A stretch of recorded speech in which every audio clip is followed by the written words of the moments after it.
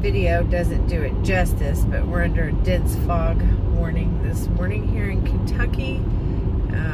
As you can see, it is pretty foggy. I can see the stop sign, which is impressive because it was pretty foggy before I got to the stop sign.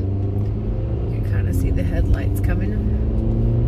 It looks better on camera than it does in person. I may need to leave my camera up so I can see a freaking drive. Just a little video this morning as I'm headed to the city because I have a doctor's appointment, which I may tell you about later, or I may not. Anyhow, I got mom stress today. Big time mom stress today. I've got the baby of my heart, Junkyard's baby, having surgery this morning. Of course, they are 10 and a half, 11 hours away from me, so it's not like I can just hop on over if I need to. And then my oldest daughter, who is on fall break from school this week, is hiking the AT. And first off, her nickname is Grace. So hiking on cliffs, nickname Grace. A little bit of mom fear happening. Not to mention the fact that I'm hoping she does not get the opportunity to get an autograph from Dog the Bounty Hunter or Brian Laundrie, which I hope they find him soon and get that case taken care of and solved, and at least some justice for their family. If you haven't watched current updates on that, you need to check into the Gabby Petrino case. I feel really bad for her family. So anyhow, beautiful foggy morning in Kentucky. I'm going to head on down the road, and when I get closer to the river, I might get some more video of the fog because it will be worse, I'm sure. Just one thing we deal with here with our bipolar Kentucky weather. Y'all have a good day.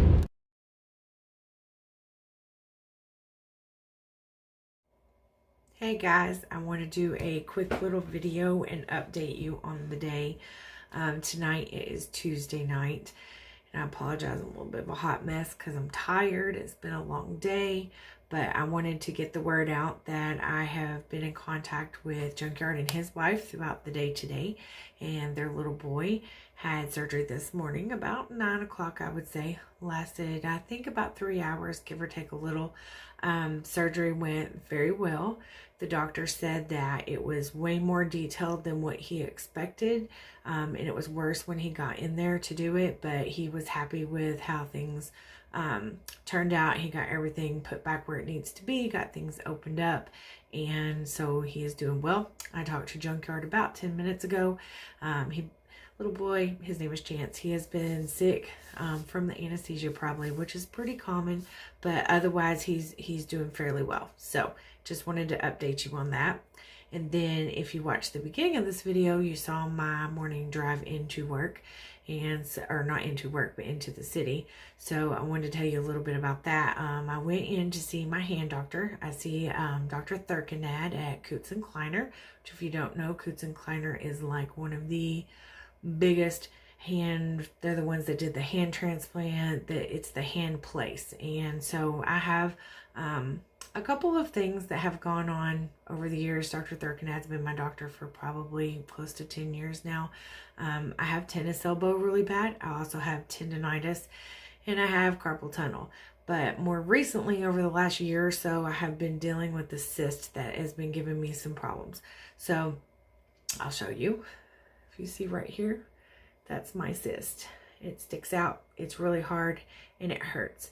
But it is stuck to the tendon that runs down the middle of my hand like this. And that has been causing some issues. So I've been getting shots, which have helped some. They help with the inflammation because that tendon that runs down through there is tightening up because that cyst is causing problems, and it's causing me to have what they call a trigger finger, which is where my middle finger doesn't want to straighten or bend, depending. Have to pop it frequently to keep it mobile, but it's also causing pain all along the bottom of the cyst, the side, and down the palm of my hand. So Dr. Thurkinad has determined that it is time. So we need to get surgery done sooner rather than later for a couple of reasons. Number one, I've met my deductible for the year, so I need to get it done before the end of the year. But number two, the other reason is because it has some micro tears already starting, so we don't want that tendon to fully rupture, because then it gets more complicated. So I am scheduled for November the 1st, and I'll keep you updated on that, but having surgery to fix that, so it's going to get interesting, because Mr. SOT is going to have to step up his game, because you know, you have hand surgery, you can't do dishes and all of the things, so we'll see how that goes. And I might make some little preview videos of what goes on in my house when mom's laid up. So anyhow, not real thrilled about that. Also, I had discovered today that he can't do the surgery to fix the carpal tunnel problems, which is not required yet. Like, I'm not at a point I have to have that. Eventually I probably will, but I was going to have him go ahead and do that. If I was going to have surgery, might as well get it all fixed, was kind of my thought process. But he says we can't do that because during this surgery I have to stay awake. Not real thrilled with that thought, but I have to stay awake because I have to be able to make a fist and move my hand, so that when he fixes things, because essentially what he's going to do is go in and remove the cyst. He'll fix any micro tears or tears that I have to the tendon, and then he's going to do what they call release the tendon. So he'll like cut it or move it or whatever, so that it's not so tight, because you can feel that tendon all the way down the palm of my hand.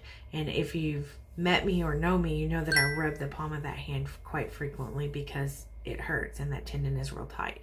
But anyhow, so but because I have to stay awake, he can't do the carpal tunnel part, because for one, he says it would just be too much, and two, you have to be asleep for that part. So complicated. But anyhow, I asked him if I could video, and he kind of gave me the look, and he said, Miss Jamie, maybe.